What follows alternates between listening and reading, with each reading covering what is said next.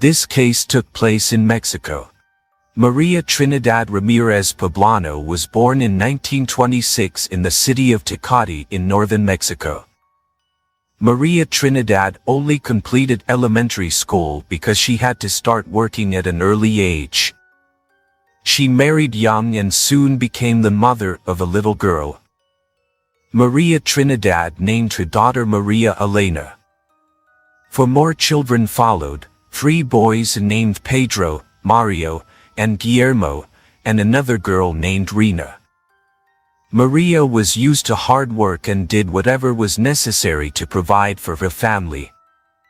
She sold tamales, cornmeal tortillas with various fillings, and atole, a thick drink made from corn kernels that resembles a porridge. After lunch and well into the late evening, Maria would sit in the kitchen preparing her famous tamales and atole.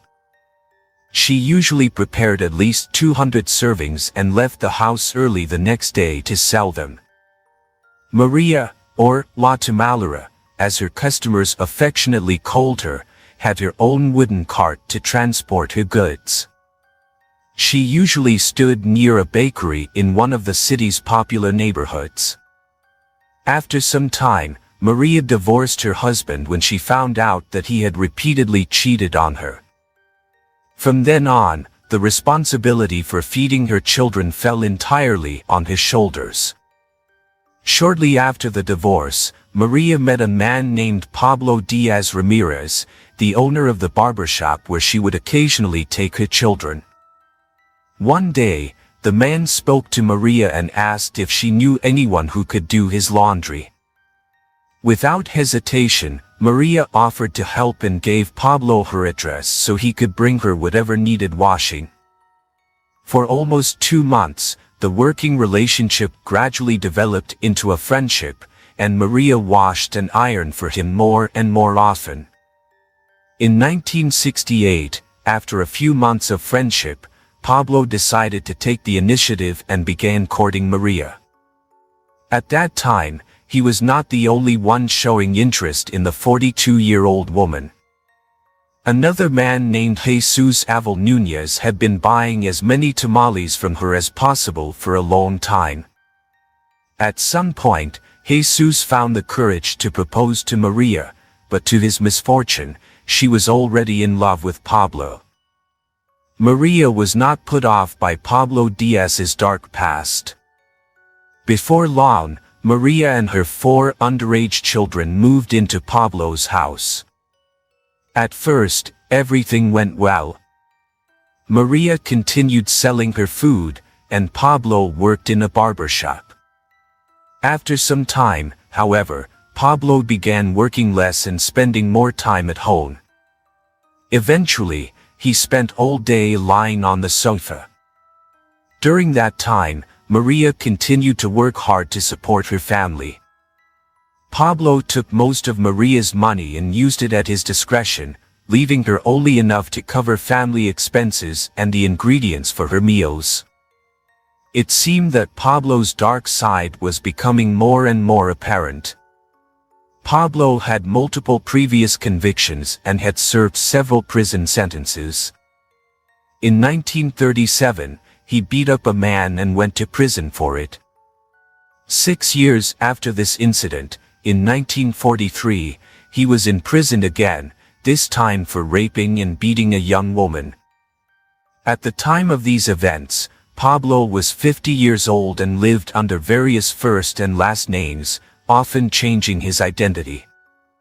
Sometimes he introduced himself as Pablo Rington or Rafael Diaz Ramirez, trying to hide his criminal past. In an attempt to change his life, Pablo once tried to apply for a job with the police but was rejected for obvious reasons. After that, he got the idea to use fake names and surnames, but that didn't help him and he ended up in prison again. Pablo loved boxing and wrestling, and in prison he became interested in gambling. After his release, his fascination with it only grew. His image as an honest businessman with a barbershop coexisted well with his dark side. Over time, The illusion of family life faded, especially when Pablo began to show his hidden qualities. He turned out to be a narcissistic, cruel man who cared only about himself and his needs as a man. First, he stopped working altogether, claiming the barbershop wasn't bringing in enough money.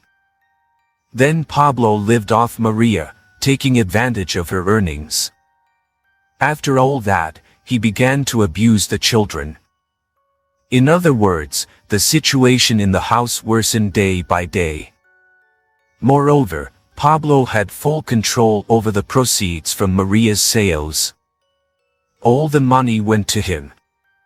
Of the 120 pesos Maria earned every day, Pablo left her only 15 pesos, which, at that time, was less than $1. Maria literally had to accomplish the impossible with this amount, covering the family's needs and buying ingredients for tamales. Pablo, on the other hand, led a life of idleness, spending his money on bets, boxing matches, and women. Maria suspected that he was also cheating on her, although she had no way to confirm it. Maria's and her children's lives were a tragedy. She bore a heavy burden, with every household responsibility and expense falling on his shoulders. Above all, she was tormented by the fact that her children were regularly beaten and abused. This could not go on any longer. On Saturday, July 17, 1971, Maria was cooking tamales as she did every evening. Pablo came home drunk and angry. When he heard the commotion the children were making, he became furious. Once again, he beat the boys. Guillermo, who was only 6 years old, got the worst of it. The boys were not doing anything out of the ordinary, they were just playing like old children, jumping on the bed. But Pablo was prone to violence, and every blow resonated in Maria's head and heart, making her feel like she would faint from the pain for her children.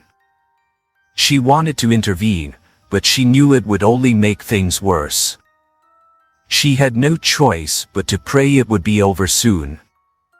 The beating stopped only when Pablo lost interest and sent the children to bed. Maria went to comfort them, and soon they fell asleep. Around 8:30 p.m., Maria returned to the living room. Pablo told her that he wanted to leave her and that she should go if she didn't want him to keep beating the boys. Pablo had never been gentle with the children, but that night's beating was horrific. Maria didn't respond and went to the kitchen to continue her preparations for the next day. When she returned to the living room, it was 10:30 p.m. Pablo was lying half asleep on the couch, watching TV. Maria was once again reminded of what had happened just a few hours before, the debts, the cheating, and other problems. She was overcome with rage and hatred. For a while, Maria just stood there looking at Pablo, who was lying in front of the TV, appearing to doze off. Then, impulsively, she grabbed a baseball bat that belonged to Pablo and delivered the first blow to his head. After that first hit, Pablo woke up. Frightened, Maria thought that if she kept hitting him, he would try to attack her, so she struck him a second time on the head, much harder. Pablo then lost consciousness. Maria stepped aside and picked up an axe. She looked into the children's room to make sure they were still asleep, then returned to the living room and noticed Pablo was still alive, even though he was unconscious. She panicked because she didn't know what to do next. Finally, she decided to finish what she had started and get rid of Pablo once and for all. Maria went over to Pablo and hacked off his legs. Then she cut off his hands. She tried to put the remains into a corn sack, but even dismembered, Pablo wouldn't fit. Maria grabbed the axe again and this time cut off his head, throwing it into a large container filled with sunflower oil. Maria's children, accustomed to the noise she made at night while cooking, remained asleep. Pablo's torso and limbs almost fit into the sack, she only had to sever the feet. Maria hid the sack containing Pablo's remains under the bed and placed the container with his head there as well. She then began thinking about how to get rid of everything. All night long, Maria scrubbed the living room, washed away all the blood, cleaned the axe, washed her clothes, and took a shower. Then she went to work with her cart. While she was selling tamales, the horror of the previous night caught up with her again. Maria feared one of her children might discover what was under the bed. At the end of the day, she returned home. Everything was as she had left it, with Pablo's remains under the bed all day long. On Monday, July 19th, Maria got up very early, well before dawn. She loaded the heavy sack containing Pablo's remains onto her wooden cart and took it to a vacant lot in the southern part of the city to dump it. A few hours later, residents near the vacant lot noticed a terrible smell. The stench of decomposition was so strong that it reached the surrounding houses. At first, everyone thought it came from a farm about 300 meters away, but it did not. Not far from this area, a public sanitation worker was finishing his job collecting trash in 10 districts. As he was about to leave, two women approached him, asking if he could go to a vacant piece of land to pick up a bag they said smelled awful. The women accompanied him, and the three of them approached the spot. They immediately noticed a strong odor. Pressing a handkerchief to his nose, the sanitation worker walked up to the sack, which was labeled corn, contents 90 kilograms. The man tried to open the sack and feel what was inside. As soon as he began to open it, the smell became even stronger, and something strange emerged. He decided not to touch the bag any further and called the police. Police officers Juan Oliva and Miguel Romeo were the first to arrive at the scene. They opened the sack, and a swarm of green flies flew out. Then a human leg emerged from the bag. Surprised by what they saw, the officers reported their discovery to their superiors. They continued examining the bag and eventually removed the remaining body parts, only the head was missing. While forensic specialists conducted a preliminary examination, the police searched the area for the head. A few hours later, officers took fingerprints from the victim's hands. After intense work, the specialists were able to identify the victim through these fingerprints. They discovered it was Pablo Diaz, whose criminal record had allowed for rapid identification because his fingerprints were on file. Once Pablo's identity was established, the police went to the address where he was registered. His former neighbors said he had moved out and that he was living with a woman named Maria. The police then identified her as Maria Trinidad, who sold her goods in front of the La Paya bakery. The officers went to Maria's home, where they found her and her children. They asked if she was Pablo's lover, and she confirmed it. When they asked about Pablo's whereabouts, Maria immediately went pale. Noticing her reaction, the police asked her again if she knew where Pablo might be. She said she did not, adding that Pablo often stayed away from home for days and that she was sure he would come back soon. The officers exchanged glances, unsure whether to tell her that Pablo was dead. They decided that Maria seemed capable of handling the news. When she heard what the officers said, she didn't bat an eye. She merely closed her eyes. The officers had expected her to burst into tears or react hysterically, but she remained cold and indifferent. Suddenly, she opened her eyes, and one of the officers felt she already knew what had happened. Ultimately, they decided to take her to the station for a more thorough interview. Maria silently agreed to go with them without a word. At the station, the questioning continued. They asked Maria if Pablo had any enemies.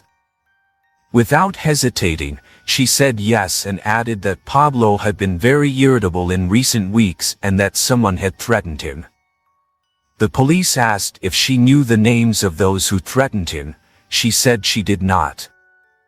After a while, the questions became more pointed. They asked if she had argued with Pablo. After a brief pause, Maria truthfully admitted that they argued frequently. One of the investigators asked if Pablo had abused her children, and she answered yes, without hesitation. She explained that Pablo did not love her children and that, for some reason, he would beat them, using whatever object was at hand to hurt them. She also told the officers that during their last argument on Saturday, July 17th, Pablo had told her that he intended to leave her, as if she were the one who had done something wrong. At that moment, one of the officers saw the chance to get the truth out and asked, "Is that why you killed him?" Maria hesitated for a second, then broke down. She looked at the officers and admitted that she had indeed killed him. The police asked Maria to explain how it happened. Now somewhat calmer and less tense, she told them everything that had happened from Saturday, July 17th, to Monday, July 19th, and what she had done.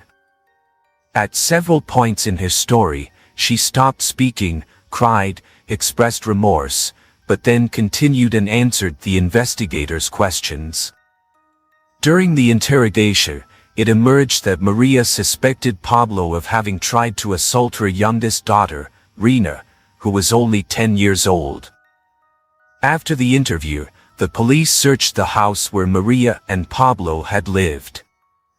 There, they found a saw, several knives, a baseball bat, and an axe.